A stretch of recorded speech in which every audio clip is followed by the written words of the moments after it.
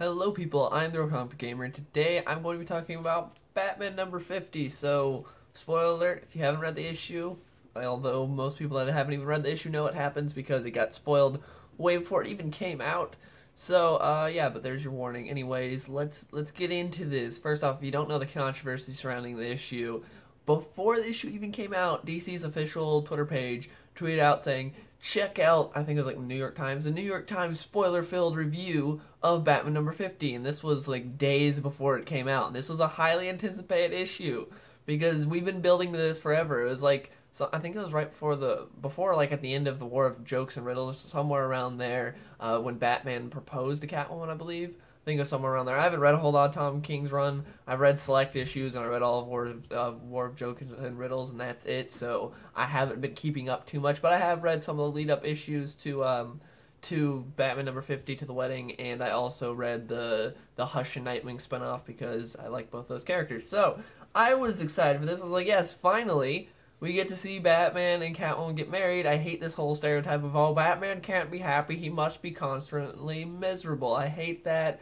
Like, I get it, but I don't like it. I think, like, you know, we should get to a point to where Batman can actually be happy a little bit, have something good in his life. I want to see that, because we almost got there during Hush from Jeff Loeb, but then at the end, when Catwoman tells him to hush, it's like, ooh, that's a hard rip, because earlier, he had finally, like, confided in her, he told her his secret identity, like, he actually loved her and everything. I was like, oh, man. And then she says hush at the end, and Batman's like, yeah, I can't trust anyone. So now to finally see him trust Catwoman again and to see that they're actually going to get married. And then this issue was kind of a sham. A lot of people felt cheated because we've been building up to it so much. So going into the issue, I had only one aspect of it spoiled for me. All I knew was that the wedding was a sham. I didn't read any other spoilers. I just saw people on Twitter. By the way, all the people that got spoiled for them, they're complaining about it. Don't spoil it for other people. I hate people that do that. They're like, oh man, I hate that this happened. This got spoiled for me. It's like, oh, that's great, so you're just going to spoil it for everyone else too? Because I did not know anything that happened. I didn't click on the article. All I saw was the headline. No one else spoiled anything for me. And then someone said that, like, the wedding was fake. And that was basically all I knew. That was it. I didn't know any of the other details, so I still wanted to read the issue, and I got this beautiful variant cover from Jim Lee. It's a really good cover. But, yeah, overall, I like the issue. It was very disappointing in the fact that we thought they were going to get married, but they didn't.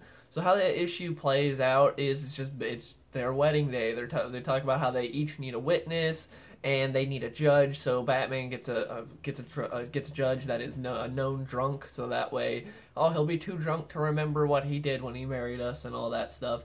And so he gets a judge. They each get a witness. I actually, my favorite part of the book is when Bruce gets his witness, because he talks about how he needs one, and Alfred's like, okay, should I call Master Dick or Master Clark? And Bruce's like, no, actually, I was thinking it could be you, Alfred, if you're free. It's like, it's been me and you since the beginning, and I can't really do anything without you. And it's just a really great moment. Then Alfred just hugs him, like Bruce and Alfred hug, and I really like that. That was probably my favorite part of the entire issue. It was a great heartfelt moment between Bruce and Alfred, and just, yeah, I really enjoyed it. So and then the rest of the issue is just, we see that Bruce and Selina are both talking about very similar things, like how they first met, how they think of each other, what they think of each other. And then towards the end of the issue, we see that what we're reading here is letters that each wrote each other right before the wedding. They each had wrote each other letters, and so Bruce's was basically just building up and saying, with you, I can be a different man, I can change. And Selina's was saying, I don't want you to change, because if you do, then you'll, they're basically parallels, but hers is just saying, yeah, if you change, then you won't be that unstoppable force that saves everyone. I don't want to be responsible for that. I don't want to be the woman that took down the Batman just because he fell in love with me and that'll change him. He needs this pain in his life to drive him, to keep him going, to be the Batman that is constantly better than everyone, stopping everyone. Batman's like, I could be something more than just that boy that's in that alley that watched his parents die. I can be more than that. And Catwoman's like, you shouldn't be more than that, basically. And that's kind of how it goes down. I thought it was well written. I kind of liked it, but again, it's a sham. This should have been an earlier issue.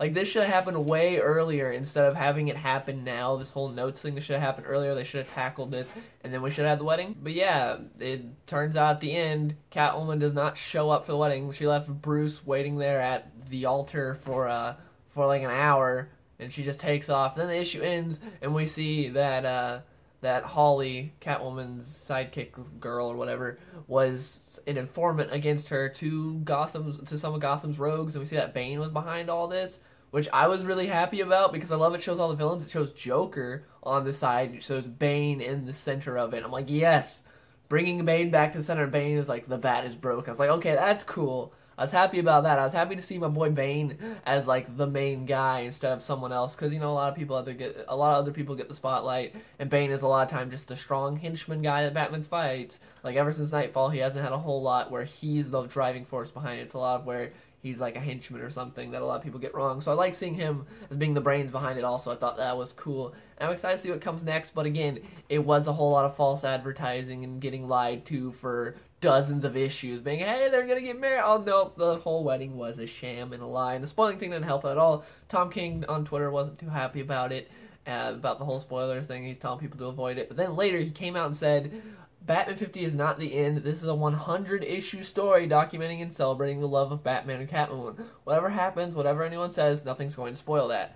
So I'm guessing that means we gotta wait till issue 100, because if it's actually 100 issues, it would be past that, because Batman didn't propose to Catwoman on issue 1, but I don't know. So I'm guessing on issue 100, we're going to be getting maybe the actual wedding. I think that was his way of quelling fans who were like, you prepared us this whole time for them getting married, and then you lied about the entirety of it. And this was his way of just saying, hey guys, 100-issue storyline, you just got to wait. It's like, yeah, we got 50 more issues, guys, until they might actually get married. And then issue 100, where there will be another 1,000 variant covers that you can choose from, and it'll be another extra size special edition issue.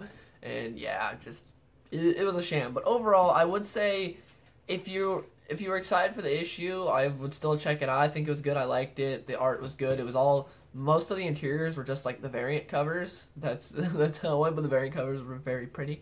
So I overall liked it. I didn't think it was terrible. I was disappointed because I wanted to see them get married like a lot of people, but it wasn't bad still. I don't get all the complaints. And again, to those dickheads that got it spoiled for them and then spoiled it for other people because of that, don't be such a brat. I hate people that do that. It is so annoying that they're just like, oh, I got spoiled for me, so now I'm going to spoil it for everyone else. Like, what is wrong with you? But anyways, again, I just want to know, what are you guys' thoughts on Batman issue number 50? If you've read it, I want to hear your thoughts in the comments down below. I really want to hear what you guys thought, because I personally enjoyed it, but I was let down because of all the false advertising. And also, if you have not read it, definitely, I would say, if you were interested and you haven't read it, go check it out. If you're not interested at all, then I would say there's no reason. It's not like a must-have. It's not like Action Comics 1000, where it was like, okay, I'd say pretty much a must-have for most people. This isn't like that. This is like, if you're not interested at all, then you don't need to check it out. But if you were really interested and you got like put off by the spoilers or whatever, I'd still say go check it out. But anyways, that's my thoughts on it. Again, I really want to know your guys' thoughts on this issue in the comments down below. Please let me know, and I hope you guys enjoyed the video, and I'll see you guys later.